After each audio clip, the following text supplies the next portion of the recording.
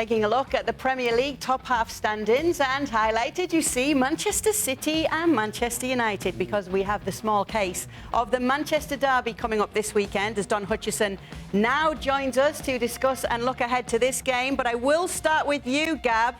Solskjaer does... Oh, sorry, you know what? I'll tell you your predictions first. And the reason I'm telling you predictions is because nothing really that crazy. You've all gone for Manchester City to win this one. Well, I don't know. We've seen a few surprises from Solskjaer, and even you guys have said you never know what's going to happen with him. But we'll get to that in a minute. Solskjaer does seem to be safe for now, though, Gab, especially after what we saw in the Champions League. But could it change after this game? I don't think so. If it didn't change after the Liverpool game, I don't think it's this game that's going to move the needle. I think if you're United, you budget for a loss against City because you accept the fact that City are a lot better. Now, if it is some mad situation where they're 4-0 down at halftime again, could be different, possibly, but genuinely, I don't think so. I think Solskjaer's future will be decided later on, and I think it's going to be decided if he somehow screws up qualifying from the Champions League group, which is still possible, or goes on a terrible run of form in the Premier League and then suddenly the Glazers start thinking, ooh, you know what, we might not make top four this year. They're not there at this stage, and like I said, unless it's a real humiliation against City, I don't think this is going to move the needle. We saw Cristiano Ronaldo and Edinson Cavani playing together. How long can he rely on a pairing like that to get him results that he needs? As long as he doesn't bum them out, then he can, just because of the quality they have. But is that an age thing, as long as he doesn't burn them out? Yes, exactly.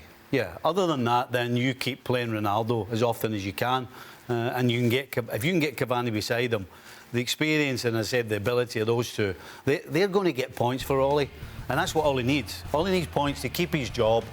I 100% agree with everything that Gab said. Unless it's a humiliation, losing this game isn't going to change anything.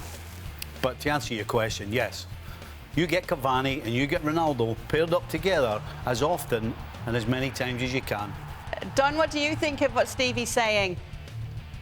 I think the guys are right. I think there's always a number. Listen, unless we see a Man City side turn up and win 5 or 6, then there's always a number that will get the manager sacked. Case in point, Nuno, when Man U beat them 3-0. This is a test for Ole. This is a test of his know-how, his tactics, his feel of the game, how he sees Pep Guardiola lining up, because Guardiola will have a plan, and that's for sure, and Pep will probably be banking on Man United playing 3 at the back again and 2 wing-backs, because if they do, then look out for João Cancelo, one of the best full-backs in world football. He had a hat-trick of assists midweek in the Champions League, and look out for Kyle Walker, because that'll be Man City's outballs. So this is a test for Ole, because does he just roll out the same team that beat Tottenham and think, well, everything's okay, because that was a one-off and that was a Tottenham side that were in disarray. You haven't amassed all these Galactico number 10s just to abandon it and now start playing Cavani and Ronaldo up front. So it's a real strange one. It's a dilemma for him. Frank, as a defender, who would you rather face? Ronaldo and Cavani up front, or a variety of attackers, say Rashford, Greenwood, Ronaldo, Sancho? It would be complicated. It would be complicated anyway. I would say that Ronaldo is very smart in the way that he moves, because he knows his age and he's very confident on his experience and the feeling that he has. Cavani is somebody who never stops running, always try to find the right position, the right space to put you into danger. So you have to keep an eye on both, but in a different way. And they both creating problems. So I wouldn't pick one of them.